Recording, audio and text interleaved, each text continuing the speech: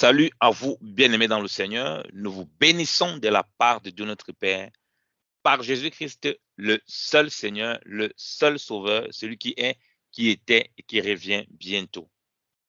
Tunawasalimu ndugu wapendwa katika Bwana, aliye Bwana na Mwokozi wetu, aliyekuwako na anayerudi karibuni. Que la grâce de notre Seigneur Jésus-Christ soit encore sur vos vies, soit encore avec vous et qu'il vous accompagne à pleinement rentrer dans ses projets. Neema ya Bwana wetu Yesu Kristo ipate kuwa juu yenu, juu ya maisha yenu, na ipate kuwaongoza kabisa katika mipango yenu yote. C'est vos frères, les esclaves inutiles de Jésus-Christ, le pasteur Petro et Yannick. Ni watumishi wenu tena na ndugu zenu, mtumishi Petro na ndugu Yannick. Merci encore pour toutes vos prières que nous recevons, vos encouragements quant à la parole pure et bonne que vous recevez. Tunawashukuru sana kwa maombi yenu, kwa kututia moyo ambao mnatutumia, ambao kila siku tunaipokea kutoka kwenu.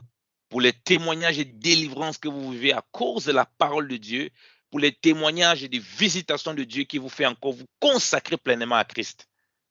Kwa sababu ya ushuhuda wote ambao tunaupokea kutoka popote kule, ambayo inawafanya kabisa kuishi maisha yote katika Yesu Kristo. Ça nous encourage toujours à persévérer, à vous apporter Christ qui est au centre de tout. Il ne s'agit que de Christ, tout a été en Christ, par Christ et pour Christ. Na hiyo inatutia bidii kuendelea kuwazungumzia kuhusu Kristo, kwa sababu ni Kristo ndio yote katika yote na ndani ya yote. Donc, bienvenue encore à votre émission Retour à la parole, retour à Jésus-Christ de Nazareth. Tunawakaribisha tena kwenye kipindi hiki chenu ambacho ni kumrudia Yesu Kristo ama kurudi katika neno la Yesu Kristo. Et nous continuons dans la statue parfaite de Christ que nous avons commencé. Tunaendelea kuzungumzia sana utimilifu ambayo imekamilika ndani ya Yesu Kristo tulioianzisha. Et comme nous avons dit qu'il y a un but pour notre vie chrétienne. Gisi tulivyosema kuna lengo katika maisha yetu ya Ukristo. Il y a beaucoup de, on peut dire, il y a beaucoup d'objectifs. Donc, il y a beaucoup de choses à atteindre. Tunasema ya kwamba kuna malengo mingi ambayo mtu anaweza kuyafikia dans la parole de Dieu pour nous en tant qu'enfants de Dieu. Katika neno la Mungu kwa ajili yetu kama wana wa Mungu. Parce que Dieu dit qu'il nous a sauvés, il nous a rachetés, il a préparé des œuvres d'avance pour que nous puissions les pratiquer. Maana Mungu anasema alituokoa, ametuokoa na akatayarisha matendo mema kabla ili tuweze kuyatimiza. Ça c'est quelque chose que on va, c'est des sous-buts, donc c'est des buts qui découlent du but principal qui est la statue parfaite de Christ. Na hiyo ndio lengo fupi ambalo linatoka katika lengo kubwa ambayo inatuleta katika utimilifu ndani ya Yesu Kristo. Et comme nous avons dit, la statue parfaite de Christ est centrale. Na gisi tulivyosema ya kwamba ile utimilifu wa Yesu Kristo ndio kitu ambacho cha msingi. C'est le but central. Hiyo ndio lengo la msingi kabisa. C'est le but principal. Hiyo ndio lengo la kwanza kabisa. Qui prime sur tout. Ambayo ndio ya kwanza. Et qui va nous permettre donc de mieux exprimer les autres objectifs. Na ile litatusaidia zaidi kueleza malengo zingine. Parce que si, comme j'ai dit, comme nous disons, si nous grandissons dans le Seigneur, nous comprenons mieux les autres choses qu'il nous demande de faire, ou les choses auxquelles il nous a appelés. Na hiyo ndio tulisema tukielewa zaidi itatubeba sasa kuelewa mapenzi ambayo Bwana alifanya atuite sisi. Et c'est ça notre difficulté en tant qu'humain. Na hiyo ndio shida yetu kama wanadamu. Parce qu'on traverse beaucoup de situations et de difficultés dans notre vie, dans notre maison, dans notre marche. Maana tunapitia changamoto kubwa katika maisha yetu ndani ya mwendo wetu.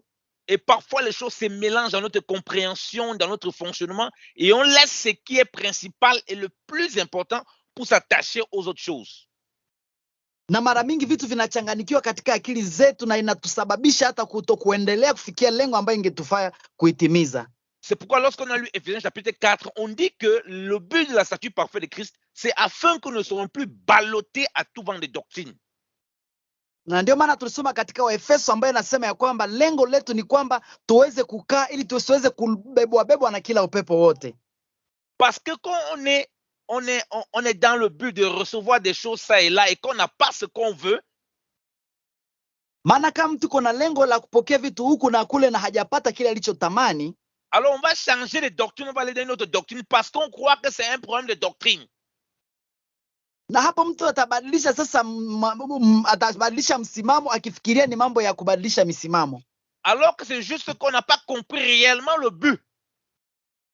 ingawa shida ni kwa sababu mtu hakuelewa kabisa lengo ni nini, Principal qui doit régner.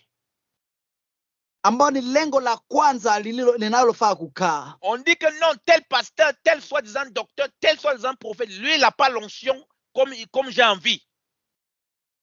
Unapata watu wanasema huyu fulani mnabii fulani na mtumishi hana upako kama ambayo fulani ako nayo. On va donc chercher celui qui a l'onction comme nous on veut. Watu wanaanza kutafuta sasa mwenye ako na upako gisi wanavyotaka. Ou on dit ici, non, ici il n'y a pas la doctrine, il n'y a pas les enseignements vraiment comme moi je veux. Na wanasema hapa hakuna kabisa mafundisho kama vile mimi ninavyotaka. On peut chercher donc il y a les doctrines, les enseignements comme on veut. Watu wanaanza kutafuta mafundisho na mafundisho gisi wanavyotaka. Mais comme les hommes sont limités, ils sont pas parfaits. Na kwa sababu watu wamekuwa na mipaka na hawajakamilika, on finit toujours par être insatisfait. Voilà pourquoi on quitte comme des nomades, des voyageurs, de doctrine à doctrine, on flotte comme des je sais pas quoi, comme des pigeons. Wanafikia kiwango cha kutembea tembea kama manjiwa, wanaanza kutembea kama mnyama tu bila kufikia malengo yao. On fait le bilan de notre vie chrétienne, on voit que mais on a tourné sur place, voire on est même loin en arrière. Na unapoangalia ta maisha yako unaanza jipata mwisho haujaenda mahali, unazunguka tu mahali pamoja. Pourtant on a reçu beaucoup de choses qui semblent être bonnes et même beaucoup de bonnes choses. Ingawa umepokea vitu vingi ambavyo vinafanana vizuri, hata mambo mengi zaidi. Mais elles n'étaient pas des choses qui accompagnaient le but principal, elles sont des choses qui ont remplacé le but principal de notre marche. Na haikuwa vitu ambavyo vinakusaidia kufikia lengo lako la kwanza ambaye inafaa uweze kuifikia katika mwendo wako. Oh, c'est pourquoi le Seigneur rappelle par la bouche de Paul. Ndio maana Bwana akasema kupitia kinywa cha Paulo, c'est à quoi ceux qui ont reçu les dons pour servir, c'est-à-dire apôtres, prophètes, pasteurs, docteurs, évangélistes, que c'est à quoi Dieu les appelle. Paulo akasema ya kwamba kuna wale ambao waliitwa kama nabii, mitume na wainjilisti, akawazungumzia kwa nini Mungu aliwaita. Que ils doivent édifier l'église et accompagner afin que nous arrivons à la statue parfaite de Christ. Wanafaa kulijenga kanisa ili kuleta watu kufikia utimilifu uliokamilika ndani ya Yesu Kristo. Et là on nous rappelle que là on ne sera plus des enfants. Na hapo wanatukumbusha kwamba hautakuwa tena mtoto. N'importe qui ne va pas venir nous enseigner des choses, nous dire des choses, et ça va nous déstabiliser. Mtu yote hata kuja na kukufunza mambo ambayo yatakuleta katika kuchanganikiwa. Les soi-disant de révélations, machin, ça ne va pas nous déstabiliser. Hata kuletea maufunuo ambazo tena zitakuchanganya hapana. Ce qui va nous intéresser le plus important, c'est qu'on voit, on est la vie, on voit que la vie découle de cela. Kile kitakacho kupatia hamu ni kile ambacho unaona ndani mwake mna uzima kabisa. Oh, Christ est la vie. On va voir qu'on se rapproche de Christ. Ingawa Kristo pia ni uzima, utaona unamkaribia Kristo zaidi. On va voir que Christ davantage va se former en nous. Utaona mwisho Kristo anakuja kabisa kutimilika ndani mwetu. Et c'est ça le problème que nous avons dans l'église. Na hiyo ndio shida ambayo tuko nayo katika kanisa. Paul que Dieu utilise, par qui Dieu révèle ces choses.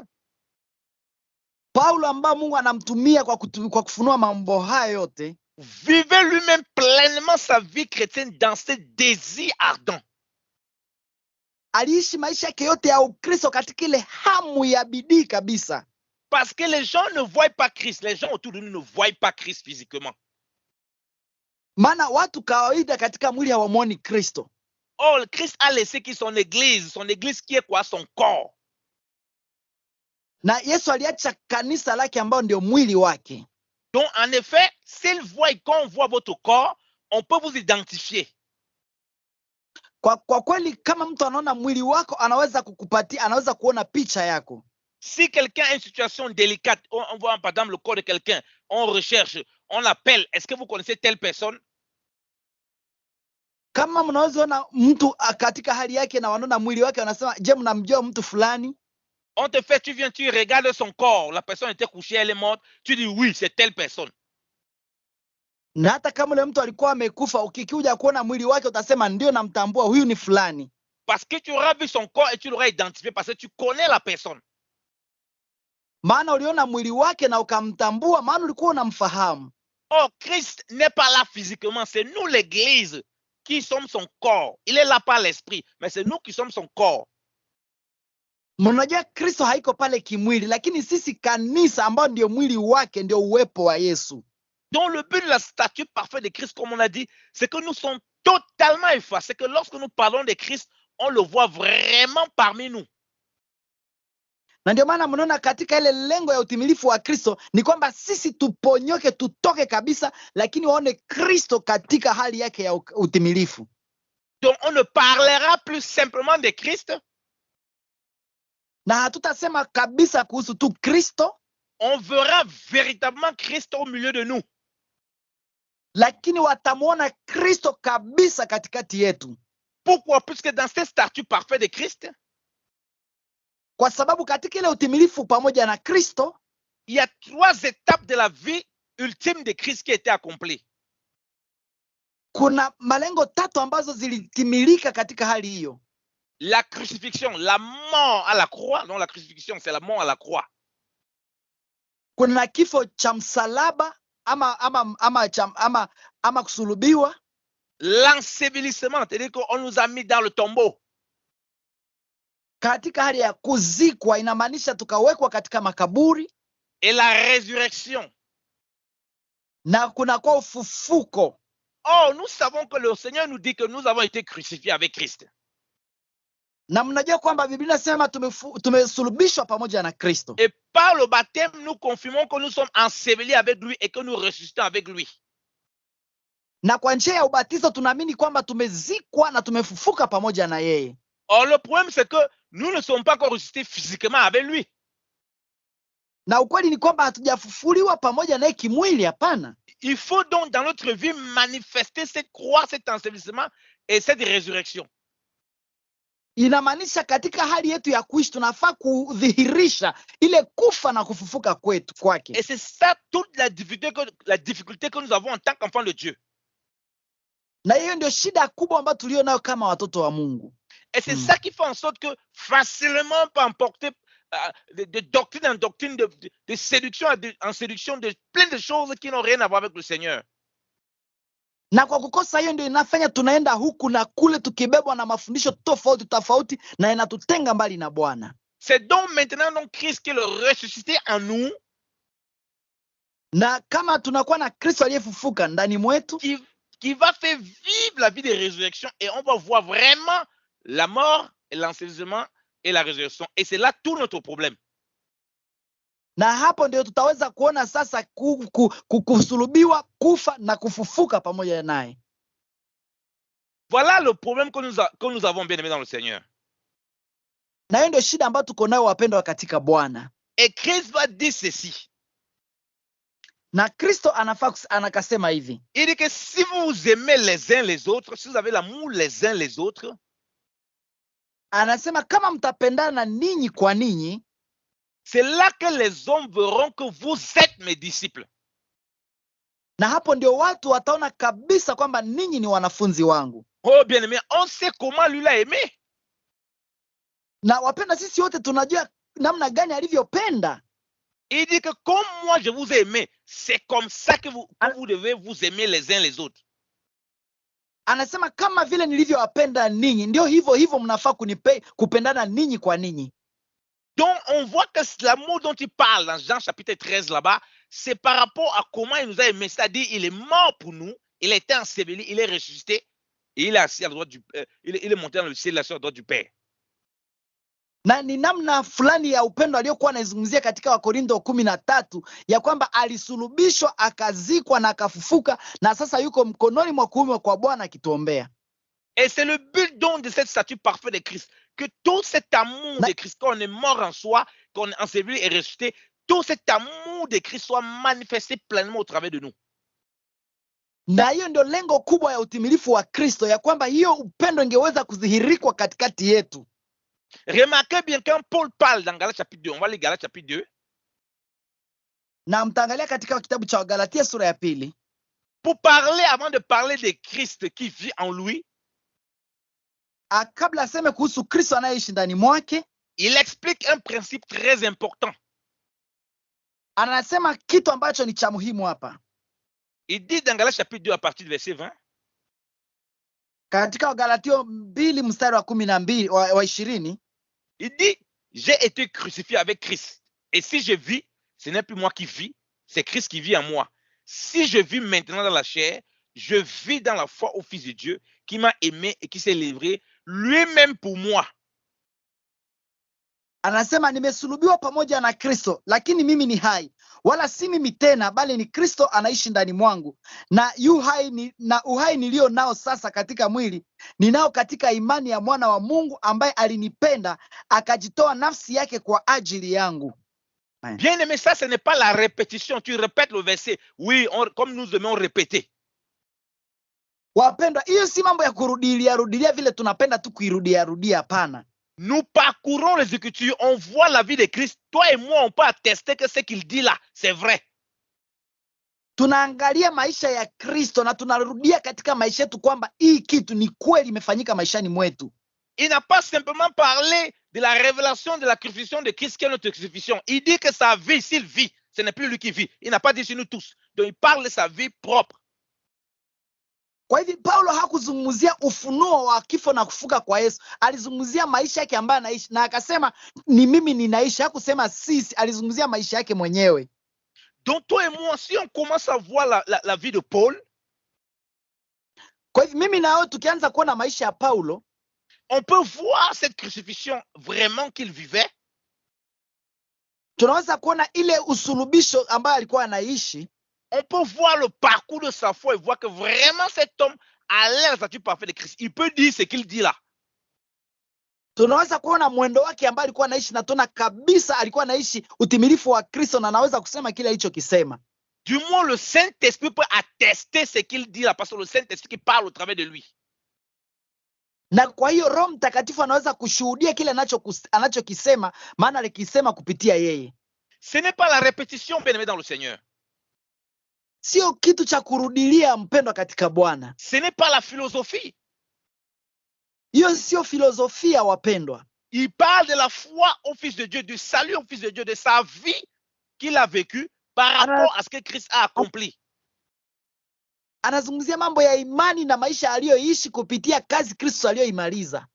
Au point où dit que ce n'est plus lui qui vit, ce n'est plus moi. Anaposema kwamba sio kwamba ni mimi tena ninaishi. Donc ça veut dire qu'à un moment dans sa vie, c'était lui qui vivait. Inamaanisha kwamba kwa wakati fulani ndani ya maisha yake ilikuwa ni yeye alikuwa anaishi. Le but de la statue parfaite, c'est que nous-mêmes nous ne vivons plus. Kwa hivyo lengo la utimilifu wa Kristo ni kwamba sisi tusiishi tena. Parce que nous sommes chrétiens, mais nous vivons beaucoup nous-mêmes. Unaona tuko wa Kristo lakini tunaishi usisi mara mingi sana. Parce qu'on ne vit pas la crucifixion, on refuse. Maana hatuishi kusulubiwa, tunaikataa. L'orgueil et la simplicité a disparu de nos cœurs. Kiburi na unyenyekevu ndio lipotea kabisa ndani ya mioyo zetu. Voilà pourquoi on dit que la statue parfaite de Christ, elle vient à l'encontre de ceux qui vont nous amener dans toutes sortes de doctrines, de nous balloter à gauche et à droite. Tunaona utimilifu wa Kristo inatuondoa katika mambo ya kutamba katika hali yote ya mafundisho isiyo na maana, isiyotuleta kwa Kristo. Parce que la Bible provient que la connaissance enfle, ça rend orgueilleux. Maana Biblia inasema ya kwamba ujuzi mwingi naleta ukiburi. Oh, Paul a des révélations exceptionnelles. Il a vécu des choses extraordinaires. Na Paulo yeye alikuwa anaishi vitu ambavyo ni visivyo vya kawaida kabisa. Mais il vient de nous résumer sa vie. Si je vis, ce n'est plus moi. Ça veut dire qu'à un moment il vivait. Anakia tuonesha maisha yake kwa ufupi ya kwamba sio kwamba tena yeye anaishi. Kwa inamaanisha kwamba wakati mmoja alikuwa anaishi yeye. Au-delà de tout ce qu'il avait, tout ce qu'il a reçu du Seigneur, il a opéré. C'est la vie de Christ qui a pris le dessus. Kwa njia yoyote kabisa inaonekana gisi ni maisha ya Yesu Kristo ndio likiachukua nafasi ya kwanza kwenye maisha yake. Donc, il ne résume pas sa vie au prodige, au miracle qu'il a fait, mais il résume sa vie au fait que c'est celui qui vit en lui là, qui est en train de vivre et non lui. Hazungumzii maisha yake kupitia miujiza aliyoifanya, lakini anazungumzia maisha yake kupitia hali yake ya kuishi kupitia kazi ya Yesu aliyomaliza kwa ajili yake. C'est le même principe que le Seigneur a donné aux disciples dans Jean chapitre 14. Na hiyo ndio njia ambayo Bwana alipatia wanafunzi wake katika Yohana 14. Il dit que ce n'est pas lui qui fait les œuvres. Akasema sio yeye anayefanya matendo. Il dit que c'est le Père qui demeure en lui qui fait les œuvres. Anasema ni Baba anayeishi ndani mwake anayefanya haya matendo. Il est le Seigneur dans les jours de sa chair. Alikuwa Bwana katika hali zake za mwili. Et c'est cette statue-là que nous, en tant qu'enfants de Dieu, nous désirons. Na hiyo ndio kipimo ambacho sisi kama watoto wa Mungu tunatamani kukifikia. Qui nous fait rester dans une volonté parfaite de Dieu et de voir le Père opérer au travers de nous. Inatuweka katika mapenzi ya Mungu na tunaweza kuona Mungu akitenda kupitia sisi. De telle sorte qu'on pourra dire comme Paul, si je vis, ce n'est plus moi qui vis. Pas parce qu'on a répété, parce qu'on l'expérimente. Na inaweza kutufikisha kiwango cha kusema kama Paulo ya kwamba sio mimi siishi, ni Kristo anaishi ndani mwangu. Sio kwa sababu tunaisema, lakini kwa sababu tunaiishi. Parce que Paul a été confronté aux gens aussi qui enseignent des fausses doctrines. Maana Paulo alikutana pia na watu ambao wanafundisha mafundisho mabaya. Il a été confronté aux gens qui étaient là pour montrer leurs épaules, pour montrer leurs muscles, comment ils sont forts dans le Seigneur. Alikutana pia na watu ambao wanakuwa na kiburi cha kuonesha ile kwamba wanaweza, na kiburi kiajabu sana. Il a été lui-même confronté à l'orgueil des révélations qu'il avait du Seigneur ça et là.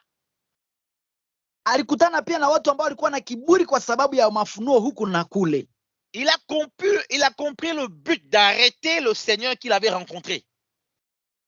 Alielewa kabisa lengo la kukutana na Bwana aliyempata. Comme Jacob avait arrêté, on parle de l'ange, mais qui combattait avec Dieu. Jacob a arrêté que je ne te laisse pas partir si tu ne me bénis. Kama Yakobo aliyesema alipokutana na malaika akasema sitakuacha usiponibariki. Donc Christ nous a saisis et nous saisissons Christ. Kwa hivyo Kristo alitupata na sisi tukampata. Paul a compris tout ça dans sa marche. Paulo alielewa haya yote katika mwendo wake. Et il va donc résumer sa vie chrétienne pour nous révéler ce statut parfait de Christ qu'il a donné en gros le principe dans Ephésiens chapitre 4. Kwa hivyo akaeleza kwa ufupi maisha yake ambayo alisema katika ile wa Galatia, mambo aliyoishi ndani ya Kristo. Maintenant, regardons Philippiens chapitre 3, bien-aimés dans le Seigneur. Tunaangalia kitabu cha Wafilipi sura ya 3, wapendwa katika Bwana. On va lire à partir du verset 4. Tuanzia mstari wa 4. Il dit à partir du verset 4, moi aussi, cependant, j'aurais sujet de mettre ma confiance en la chair. Si quelqu'un croit pouvoir se confier en la chair, je le puis bien davantage. Moi, circoncis le 8e jour, de la race d'Israël, de la tribu de Benjamin, hébreu né d'hébreu, quant à la loi pharisien, quant aux zèles, persécuteurs de l'Église, irréprochable à l'égard de la justice de la loi. Anasema mstari wa 4, walakini mimi ningekuwa kuutumainia mwili, mtu yote akijiona kuwa anayo sababu ya kuutumainia mwili, mimi zaidi. Na litahiriwa siku ya 8, ni mtu wa taifa la Israel, wa kabila la Benjamini, Mwebrania wa Waebrania, kwa habari ya kuishi Torati ni Mfarisayo, kwa habari ya juhudi mwenye kuliudhi kanisa, kwa sababu ya haki ipatikanayo kwa sheria si kuwa na hatia. Donc Paul explique par rapport à la gloire de la chair, quand on cherche les choses par rapport à la gloire de la chair. Kwa hiyo Paulo anazungumzia kulingana na ile utukufu ambao mtu anaipata katika hali ya mwili. Il y a plein de choses qu'il avait. Il avait tout pour se vanter dans la chair. Tout. Alikuwa na sababu zote za kujisifia kuhusu mambo ya kimwili. Et lorsqu'on lit les Écritures, on voit que Paul était un homme qui avait un grand savoir, tellement instruit, bien-aimé dans le Seigneur. Tukisoma maandiko unapata Paulo alikuwa ameimarishwa kabisa kuhusu mambo ya ufahamu ya maandiko. Donc, il avait un grand héritage par rapport à Israël. Kwa hivyo alikuwa na urithi wa ajabu sana kulingana na Israel. Comme nous avons eu un grand héritage par rapport au monde, plein de choses que nous avons dans le monde physiquement. Vile sisi labda tuna vitu vingi katika hali ya dunia hapa mwilini kwa mambo yote ya dunia. Donc il dit que si quelqu'un croit pouvoir se confier dans la chair, donc croit pouvoir avoir reçu des choses, se fier. Moi, je peux me confier mieux que la personne là. Anasema kama kuna mtu anaweza jisifia kukuwa na vitu za dunia hizi, mimi niko zaidi, hawezi jisifia mbele yangu. Donc si on veut faire la comparaison, lui il dit que si on veut faire la comparaison, moi j'étais irréprochable. Anasema tungeweza hata kulinganisha, mimi sikuwa na hatia yoyote. C'est pourquoi Christ n'est pas venu sauver les gens qui pensent que je ne pêche pas, je ne fais rien de mal, mais moi, Christ n'a pas besoin de toi. Ndio maana Yesu hakuja kuokoa watu ambao wanajiwazia wako tu sawa, kwamba sifanyaki dhambi, niko sawa. Maana Yesu hana faida na wewe kabisa. Tu vas aller témoigner de quoi? Puisqu'on témoigne de ce que Christ a fait pour nous. Toi, tu vas témoigner de quoi? Il ne peut rien faire pour toi puisque tu ne fais rien. Kwa sababu gani utenda shuhudia kwanza nini? Maana wewe unajua uko sawa. Kristo hawezi fanya chochote, hauna ushuhuda wote. C'est pourquoi les pharisiens qui étaient des religieux, des grands religieux, ils rejetaient le Seigneur, ils estimaient qu'ils étaient purs, ils étaient bons, ils n'ont pas besoin du salut. Ndio maana Wafarisayo waliokuwa wanajiamini kwa wenye dini kabisa hawakuwa na hitaji ya Yesu, kwa sababu walikuwa nadhani wao ndio wako na wokovu. Ils se confiaient en la chair. Walikuwa wametegemea mwili. Et même dans l'église, ils se confient en la chair, c'est que les gens ont des doctrines auxquelles ils sont tellement attachés. C'est vraiment leur Dieu. C'est plus important que Jésus-Christ de Nazareth. Hata katika kanisa leo kuna watu ambao wametegemea sana matendo yao kiasi kwamba wanaona inakuwa ya maana sana kuliko hata Yesu Kristo wa Nazareti. Mais si on demande qu'il faut donner ta vie là pour que ton frère vive, là il peut pas donner sa vie, dit jamais. Na ikitokea muombe pana maisha yako, basi hawezi pana maisha yako, kwa sababu hiyo haiwezi kabisa. Mais si vous s'accrochez à des doctrines stupides qui ne servent à rien, là il est prêt à mourir pour ça. Lakini mkipeana sasa, ukijitoa kwa mambo ya mafundisho sio na maana, ambayo haina faida yoyote, watu wanajitoa kwayo kabisa. Mais mourir véritablement pour Christ, comme Christ l'a fait pour son prochain, comme la Bible nous dit, de s'exposer pour nos frères et sœurs, ça il peut pas dire non, vraiment je m'arrête là, ça c'est mon niveau, je m'arrête. Mon frère, tu n'as qu'à mourir. Na kama ni kujitoa kuhusu kusema kufa kwa ndani ya Kristo, wanasema hapana, hiyo siwezi wapendwa, hiyo sasa ni yenu kabisa, mimi hapana kwanza. Vous comprenez pourquoi le Seigneur dit que si on veut te prendre ta veste, donne même la tunique. Mnaelewa kwa sababu gani Yesu alisema ya kwamba kama mtu atachukua kanzu lako, mpatie pia joho lako. Donne-toi la personne, pas toutes ces choses-là, Dieu peut te le donner à tout moment. Kwa hivyo vitu vyote Mungu anaweza kukupatia kwa wakati wowote. Ta vie ne dépend pas de ça. Lakini maisha yako hailingani na vile vitu. C'est pourquoi on a des chrétiens qui sont tellement idolâtres de leur propre Bible. Na ndio maana utapata Wakristo wengi ni waabudu sanamu ya Biblia zao. La Bible là est comme son petit Dieu. Kwa hiyo Biblia yake ni kama kamungu kake kadogo. Il ne peut pas lire une autre Bible. Hawezi soma Biblia nyingine, hapana. Quand il n'a pas la Bible là, c'est comme s'il est perdu. Kama hana ile Biblia yake ni kama ashapotea kabisa. Et vous savez bien, le Seigneur, j'avais une Bible comme ça que j'avais marqué de partout. Mnajua wapenda, nilikuwa na Biblia kama ile ambayo nilikuwa natembea na kila mahali. J'aimais tellement ma Bible, la bien-aimée dans le Seigneur. Nilikuwa nimependa hiyo Biblia yangu sana, wapendwa katika Bwana. Moi, j'ai toujours eu beaucoup de Bibles, mais la Bible là particulièrement, c'était ma Bible d'études bibliques. Nilikuwa na mabiblia nyingi, lakini hiyo Biblia ilikuwa yangu ya kujifunza Biblia kabisa. Il y avait des notes extraordinaires, plein de choses à l'intérieur. Ilikuwa imekuwa na vitu, nimepiga vistari kwa mara nyingi sana ndani. En 2010, quand je travaille à l'aéroport de Genève, mwaka 2010 wakati alipokuwa natumika katika uwanja wa ndege kule Genève, j'oublie mon sac dans la voiture avec mon ordinateur de l'école. Akasahau begi lake ndani na kompyuta yake ndani ya ile ya shule, avec ma Bible à l'intérieur. Na Biblia yake katika hiyo bag. Quand je me rappelle maintenant que quelques temps après, quand j'ai commencé à travailler, je me rappelle que j'ai oublié mon sac là-bas, bien aimé. Na wakati alipokumbuka ya kwamba amesahau hiyo kibeti chake kule, je cours pour aller chercher, donc pour aller vérifier que mon sac, on n'a pas cassé la vitre de la voiture. Je cours pour aller prendre mon sac. kakimbia kwenda chukua kibeti chake kuangalia kama hawajapasua Biblia yake. Dans mon cœur, bien aimé dans le Seigneur, c'était ma Bible là qui était importante pour que tout le reste qui était dedans. Katika moyo wake ilikuwa ndani kabisa Biblia yake ndio maana kuliko vitu vyote alivyokuwa navyo. Avec mon ordinateur, bien évidemment. Pamoja na kompyuta yake. J'ai couru, je suis venu à la voiture. Je suis arrivé trop tard. Il y avait des bandits qui avaient cassé la vitre de la voiture et qui avaient volé mon sac. Na alikimbia kapata sasa wanani waasi wakamwibia kibeti chake na kila kitu. J'étais tellement triste. Kweli akavunjika moyo. Je pensais à tout ce qu'il y a comme trésor dans ma Bible là. Toutes mes années, de toutes les révélations, les choses que Dieu me révélait, je notais des enseignements, des choses, tout était dedans. Akakumbuka kila udhawadi yote, kila kitu alichokiweka pale, ufunuo wote aliyokuwa nimeiweka pale, yani akavunjika moyo. Tout ça avait disparu en une poignée d'heures. Tout ça a disparu en quelques secondes. Kwa hiyo ikapotea kwa sekunde kidogo tu kila kitu chote. Je revoyais comment il va encore recommencer tout à zéro. J'étais tellement déçu. Kashangaa kwamba kila kitu kinaanza tena sufuri na akavunjika moyo kabisa. Et c'est là où la parole du Seigneur, la communion avec le Seigneur est très importante, bien aimé dans le Seigneur. Na hapo sasa ndio kujua neno la Mungu linakuwa la muhimu sana wapendwa. Le Seigneur me faisait comprendre que dans toutes ces choses, c'est de la perte, c'est de la boue.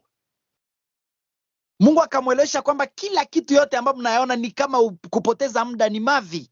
Le papier de la Bible qu'il a pris là, c'est de la boue. Makaratasi ile ya Biblia ni kama tu kupoteza muda.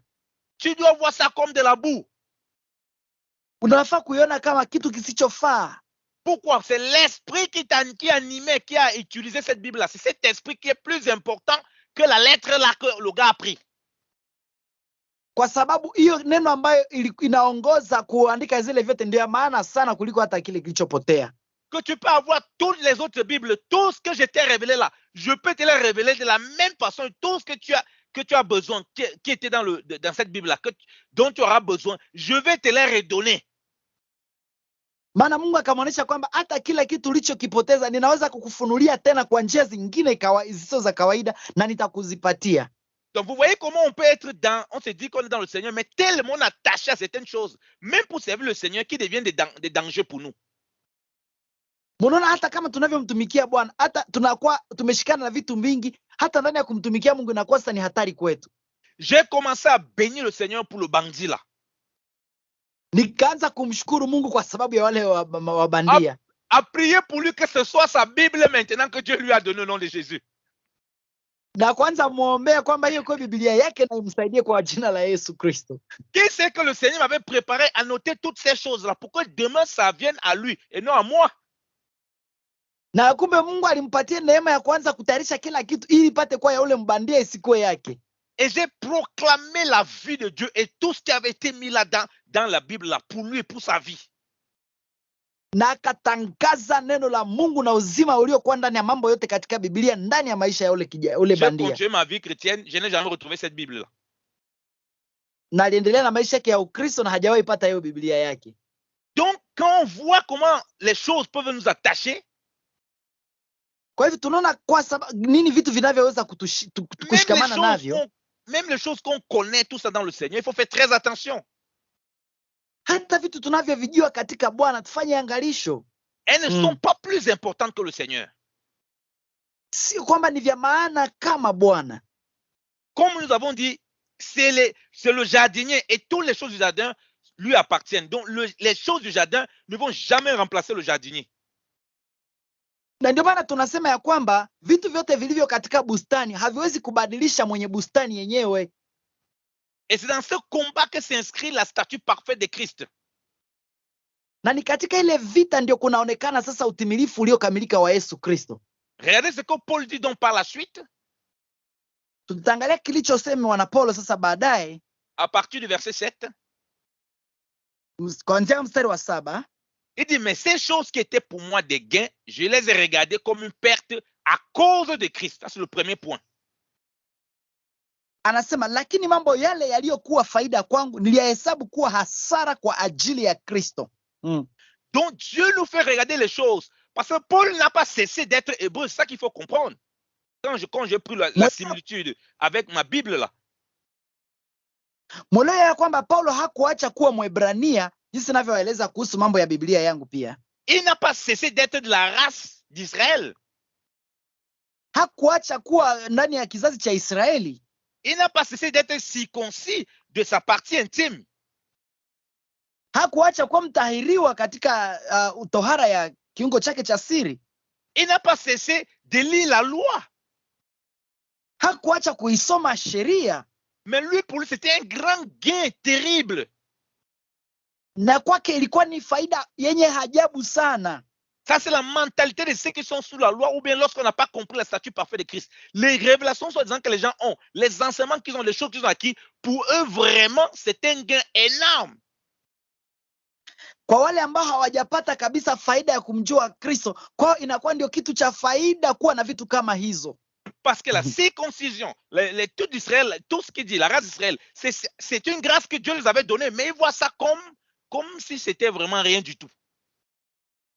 Maana tohara na vitu ambavyo alikuwa navyo ndio Mungu aliwapatia, lakini hakuvichukua kama vitu vya thamani kwake. Pas qu'il méprise ces choses, mais ces choses, tellement il aime le Seigneur, ça devient pour lui comme vraiment de la perte.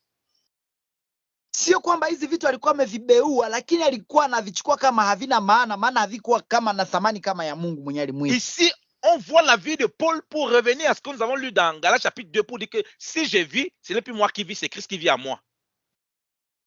Hii tunaisoma ili tuangalie kilichosemwa na Paulo alichokimaanisha ndani ya Wagalatia kwamba kama ninaishi sio mimi naishi bali ni Kristo anaishi ndani mwangu. Donc sa fierté par rapport à l'héritage qui est divin, l'héritage d'être circoncis le 8e jour, d'être de la race d'Israël, d'être de la tribu de Benjamin, qui ont été bénis, d'être hébreux. Quant à la loi, donc d'avoir la loi, tout cet héritage-là, il considère que vraiment c'est une perte. Ça, c'est formidable. Kwa hivyo hiyo mambo yote ya kujisifia kwamba alikuwa Mwebrania wa Brania, alitahiriwa siku ya 8, alikuwa hana hatia kwa mambo ya sheria, yote akaona ni kama haina maana yoyote ili ampate Kristo. Alors qu'on sait que Dieu va utiliser cet héritage pour, dans le ministère de Paul. Na Mungu alitumia hiyo urithi katika huduma ya Paulo. Mais lui, il le voit comme une perte parce que ça ne doit pas prendre le dessus. Dieu doit l'utiliser quand Dieu a envie de l'utiliser. Paulo akaona kama haya yote ni poteza muda, maana Paulo aliona kwamba haina maana kama yule aliyemuita. Donc, premier niveau, à cause de Christ, pour vivre la crucifixion, regardez les gains comme si c'était des pertes. Kwa hivyo katika njia fulani ya kwanza ni kwa sababu vitu tulivyo navyo havina maana kwa sababu ya Kristo ili tuweze kupata sasa Kristo. Ça, c'est le premier niveau. Donc, comme on parle de la crucifixion, Paul a déjà été crucifié avec Christ. C'est de ça qu'il parle. J'ai d'abord été au premier niveau, crucifié. Hiyo ndio lengo la kwanza kabisa katika hali zote ndani ya kuzungumzia mambo ya kusulubishwa. Regardez le verset 8, ce qu'il dit. Mstari wa 8 inasema hivi. Il dit, et même je regarde toutes choses comme une perte à cause de l'excellence de la connaissance de Jésus-Christ mon Seigneur, pour lequel j'ai renoncé à tout, et je les regarde comme de la boue afin de gagner Christ. Anasema naam, na zaidi ya hayo na hesabu mambo yote kuwa hasara kwa ajili ya uzuri usio na kiasi wa kumjua Yesu Kristo Bwana wangu, ambaye kwa ajili yake nimepata hasara ya mambo yote, nikihesabu kuwa kama mavi ili nipate Kristo. Amen. Vous voyez qu'on dit que le premier niveau, on dit, il regarde son héritage qu'il avait comme de la perte à cause de Christ. Ça, c'est quand on est converti, comme je dis, le premier niveau de la crucifixion. On est converti. Les choses qu'on avait, on regarde un peu ça comme de la boue, comme de la perte. Na hapo unaona katika hali ya kwanza, wakati mtu ameokoka, vitu vyote ambavyo ulikuwa navyo kama urithi unavichukua kama ni hasara, ili sasa umpate Kristo kwa sababu ya usulubisho kwake.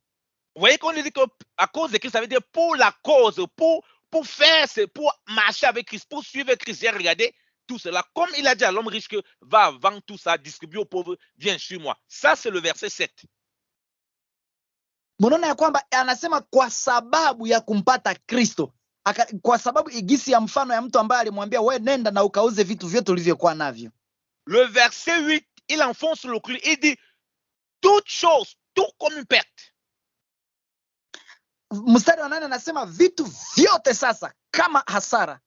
Pourquoi?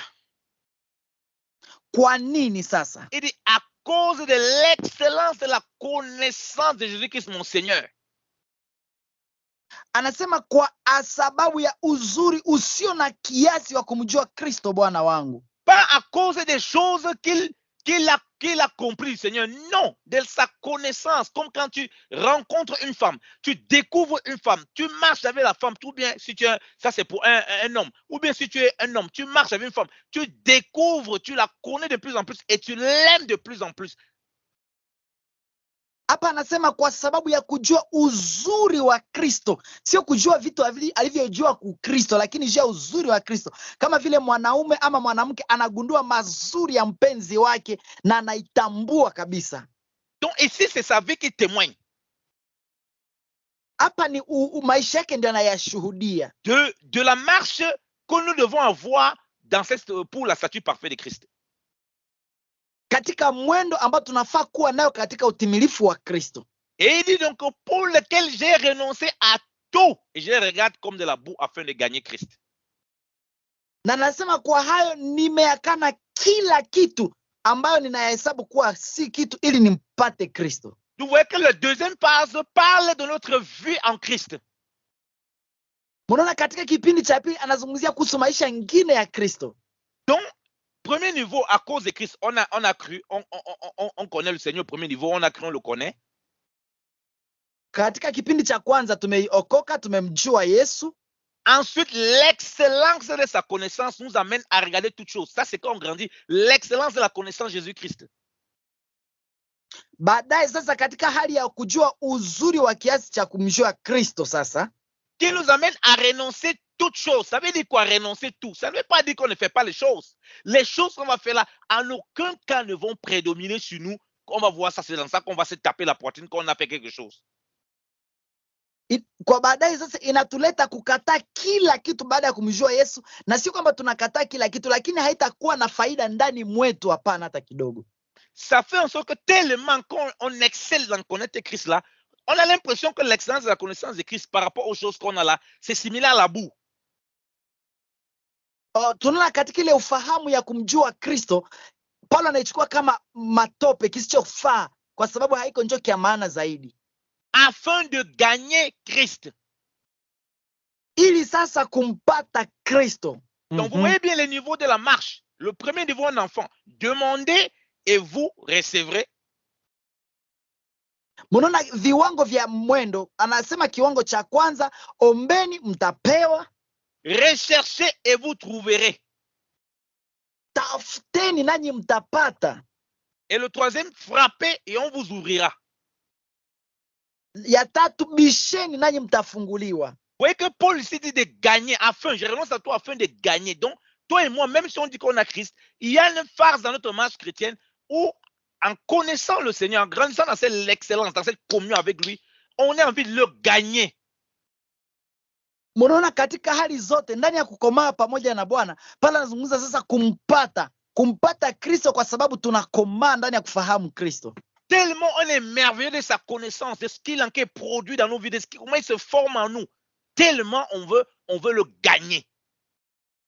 Kwa sababu tunaona uzuri wa kumjua, uzuri ya kuangalia vitu vilivyo ndani mwake, baadaye tunaanza kufurahia kumpata yeye. Quand est-ce que dans ta vie chrétienne, dans ta marche, tu as déjà pensé un seul instant que toi tu dois gagner Christ? Ni siku gani katika maisha yako ya Ukristo umefikiria hata dakika moja kwamba unafaa kumpata Kristo? Dans ta vie chrétienne, tu vois que tu dois gagner le loto, tu dois gagner plein de choses, tu dois gagner les maisons, les voitures, plein de trucs, mais tu ne vois pas que tu dois gagner Christ. Tu te dis que tu as déjà gagné Christ. Et c'est pour ça que tu ne peux pas marcher avec la statue parfaite de Christ. Utaona katika maisha yako unaangalia tu kupata manyumba, kupata magari, kupata masafari, hawafikiria hata kumpata Kristo, ndio maana haumpati. Et il dit au verset 9, et d'être trouvé en lui, non avec ma justice, celle qui vient de la loi, mais avec celle qui s'obtient par la foi en Christ, la justice qui vient de Dieu par la foi, afin de connaître Christ et la puissance de sa résurrection et la communion de ses souffrances, en devenant conforme à lui dans sa mort, pour parvenir, si j'ai pu, à la résurrection d'entre les morts. Anasema tena nionekane katika yeye, nisiwe na haki yangu mwenyewe ipatikanayo kwa sheria, bali ile ipatikanayo kwa imani iliyo katika Kristo, haki ile itokayo kwa Mungu kwa imani, ili nimjue yeye na uwezo wa utukufu wake na ushirika na mateso yake, nikifananishwa na kufa kwake, ili nipate kwa njia yoyote kufikia kiama cha wafu. Vous voyez que ce statut parfait de Christ, quand on voit ces étapes où on grandit, on cherche à le gagner, on est trouvé en lui avec sa justice, la justice qui vient de la foi. Munaelewa kwamba katika ile utimilifu wa Kristo mtu anakomaa na unaendelea pamoja naye ili uende kupata haki ambayo sio haki ya kupata kwa sheria ambayo tunaipata lakini kwa imani. Ça nous ramène encore un quatrième point sur Christ, afin de connaître Christ. Inatuleta katika kiwango cha nne ili kumjua Kristo. Vous voyez qu'on connaît Christ par niveau, bien aimé dans le Seigneur. Kwamba tunamjua Kristo kwa viwango. L'excellence de la connaissance nous fait renoncer à toute chose. Katika hali ya kujua inatusaidia kuachana na vitu vyote. Pour gagner Christ. Ili kumpata Kristo. En gagnant Christ, en cherchant à gagner Christ, en renonçant à nous-mêmes. Katika kumpata Kristo na kumpata na kujikana wenyewe, on vit pleinement dans la foi. Tunaishi katika utimilifu wote kwa imani. Et on veut connaître davantage Christ. Alléluia. Na tunataka kumjua Kristo zaidi. Haleluya. Et quoi, on s'arrête pas là. Et la puissance de sa résurrection. Ça veut dire qu'on veut, ça nous amène à vivre la puissance de sa résurrection. Inamaanisha inatuleta kujua kuishi uwezo katika ufufuko wake. On va vivre la communion de ses souffrances. Donc comme il a souffert, on va ressentir les souffrances qu'il a vécues parce qu'on va le vivre dans notre marche. Inatuleta kuishi ushirika wa mateso yake, maana tumemuishi katika mwendo wetu.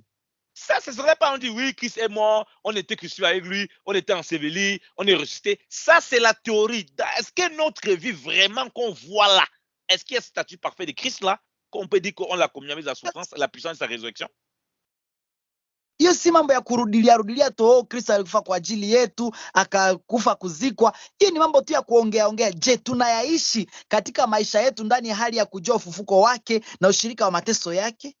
Donc ici, on voit que la connaissance dont on parle de notre marche, c'est la vie pratique qu'on va mener qui va manifester la puissance de sa résurrection, la communion de son souffrance et la conformité à lui dans sa mort. Hapa tunaelewa kwamba katika ile ushirika tulio nayo ndani ya mwendo wetu, nile kuishi ushirika tulio nayo, ushirika pamoja na mateso yake ndani ya uhai wote ambao tunapatana ndani yake. Oh, bien-aimé dans le Seigneur, on comprend que tout ça, c'est une vie. Wapenda, tunaelewa haya yote ni maisha kabisa. Puisque lui-même dit pour parvenir, si j'ai pu à la résurrection d'entre les morts. Donc, quoi que la Bible dit que nous sommes ressuscités avec Christ, on doit parvenir à la résurrection d'entre les morts par la manifestation de la vie de Christ, si et seulement si nous avons compris que le but de la vie chrétienne, bien dans le Seigneur, c'est la statue parfaite de Christ. Na hapo kama tutakuja kuelewa ya kwamba lengo ya maisha yetu ni kufikia utimilifu wa Kristo, ni tuweze kufikia kiwango cha kuishi ili tuweze kufikia njia yoyote ya kufikia kiama cha wafu. Le but ultime, bien aimé dans le Seigneur. Na hiyo ndio lengo kubwa. On voit tout comme la perte, on voit toute chose comme la perte à cause de Christ. Unaona mambo yote kama hasara kwa ajili ya Kristo. Premier niveau, ça c'est le premier niveau, c'est la conversion. Ensuite, jambo la kwanza ni wokovu. Baadaye sasa, on regarde toute chose maintenant comme de la perte à cause de l'excellence qu'on connaît le Seigneur Jésus-Christ, notre Seigneur, le connaît. Unaona kila kitu yote kama hasara kwa sababu ya ufahamu ambao umemjua Kristo. Quand on dit qu'on connaît quelqu'un, on ne parle pas de lui, on le connaît, on n'a pas entendu parler de lui, comme Job dit. J'ai entendu parler de toi, mais je t'ai vu. C'est ça, connaître Christ. Kumjua Kristo ni kama kumtangaza, hauna haja ya kusema na yeye, kusema juu yake, kama Ayubu vile alivyosema, nimekusikia sasa nimekuona. Ensuite on dit il faut le gagner. Baadaye wanasema sasa sinafaa kumpata. Et on voit que quand on essaie de le gagner, on marche toujours, on grandit dans la foi, il faut encore le connaître. Na wakati unampata inaonesha kabisa unakomasa katika imani na kuzidi kumjua. Et la puissance de sa résurrection et la conformité à sa mort. Na uwezo wa kifo chake na ndani ya kufanana katika kifo chake. Dites-moi si l'église marche dans cela, comment on va voir l'église, on va pas reconnaître que voilà Christ au milieu d'eux. Ils n'auront pas vu ce Christ, ils auront vu ce Christ physiquement, ils n'auront pas vu ce Christ physiquement, mais ils l'auront vu au travers de nous clairement. Muniambie wakati yote kama kanisa itakapoishi hivyo, watu hawatamwona Kristo ambaye ni mwili wake, na watu hawataona Kristo kabisa kupitia sisi waziwazi. Voilà notre problème, c'est que quand les gens nous regardent, quand on nous voit, il n'y a pas la conformité à la mort de Christ. On parle de quelque chose qu'on ne connaît pas, ou bien qu'on n'expérimente pas. Voilà pourquoi on a les faux témoignages. Na hiyo ndio shida ambayo tuko nayo. Watu wanazungumzia Kristo lakini hawaishi kile ambacho kinafaa, na ndio maana inaleta mashuhuda mbaya mbaya. Mais gloire soit rendue à Dieu de ce que il nous révèle encore et qu'on comprenne le but fondamental de notre marche avec le Seigneur pour le gagner. Lakini sifa zimurudie Mungu ambaye anaendelea kutufunua na kutufunulia zaidi lengo la mwendo wetu ili tuweze kutembea katika kumpata yeye. Et que nos vies soient le témoignage de la puissance de sa résurrection. Na maisha yetu pate kwa ushuhuda wa ufufuko wake. De la communion de ses souffrances. Ça veut dire que ta vie chrétienne, ce n'est pas une vie facile. Il y aura les difficultés. Tu vois la vie de Paul. Na kuna kwa ushirika wa mateso yake, ya kwamba maisha ya Ukristo si maisha ambayo ni ya reja. Unaona hata maisha ya Paulo. Malgré toute la puissance qui sortait de lui, on l'a attrapé, on l'a lapidé. Hata kama kuna uwezo fulani ambao litokea kwenye maisha yake miujiza, lakini walimtesa na kumtupia mawe. Alors qu'on pensait qu'il était mort, il s'est relevé. Il a vraiment vu ce que c'est que juste qu'il ait pu parvenir à la résurrection d'entre les morts. Il a vécu. Hata kama walikuwa nafikiri amekufa, lakini mnaona alipitia mambo ya kufa na kufuka, akayaishi yeye mwenyewe.